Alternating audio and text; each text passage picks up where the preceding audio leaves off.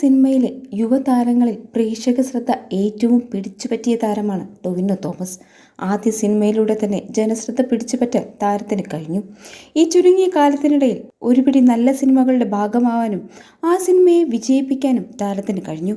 എന്ന് നിന്റെ മൊയ്തീൻ, മിന്നൽ മുരളി, 2018 എന്നീ സിനിമകളിൽ ടൊവിനോയുടെ അഭിനയം വളരെ മികവുറ്റതായിരുന്നു.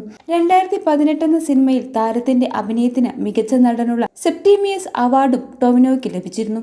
എന്നാൽ ഇപ്പോൾ വളരെ ദുഃഖകരമായ ഒരു വാർത്തയാണ് പുറത്തു വരുന്നത്. സുഹൃത്തുക്കളെയെല്ലാം ഒരുപോലെ കാണുന്ന ടൊവിനോയ്ക്ക് ഈ വിയോഗം താങ്ങാവുന്നതിലും അപ്പുറമാണ്. താരത്തിന്റെ ഷെഫും വളരെയധികം വിശ്വസ്തനുമായിരുന്ന വിഷ്ണു വാഹനാപകടത്തിൽ മരിച്ചിരിക്കുകയാണ്. വിഷ്ണുവിന് ആദരാഞ്ജലികൾ അർപ്പിച്ച് നടൻ സമൂഹ മാധ്യമങ്ങളിൽ പോസ്റ്റ് പങ്കുവച്ചിട്ടുണ്ട്. അപകടത്തിൽപ്പെട്ട മറ്റൊരു ബൈക്കിൽ സഞ്ചരിച്ചിരുന്ന പേരൂർ സ്വദേശികളായ മാത്യൂസ് റോജി, ജസ്റ്റിൻ മാത്യു എന്നിവരെ പരിക്കുകളോടെ കോട്ടയം മെഡിക്കൽ കോളേജ് ആശുപത്രിയിൽ പ്രവേശിപ്പിച്ചു. തിങ്കളാഴ്ച പുലർച്ചെ 1:30 മണ്ണാർക്കാട് പട്ടിത്താനം ബൈപ്പാസിൽ പേരൂർ ഭാഗത്തായിരുന്നു അപകടം. എതിർദിശയിലെത്തിയ 2 ബൈക്കുകൾ തമ്മിൽ കൂട്ടിയിടിക്കുകയായിരുന്നു. പേരൂരിലെ ബന്ധുവീട്ടിൽ നിന്നും സ്വന്തം വീട്ടിലേക്ക് മടങ്ങുകയായിരുന്നു വിഷ്ണു. പരിക്കേറ്റ വിഷ്ണുവിനെ നാട്ടുകാർ ചേർന്ന് കാരിത്താസിലെ സ്വകാര്യ ആശുപത്രിയിൽ എത്തിച്ചെങ്കിലും ജീവൻ രക്ഷിക്കാനായില്ല. അപകടത്തിൽപ്പെട്ട ബൈക്കുകൾ പൂർണ്ണമായും തകർന്ന നിലയിലാണ്.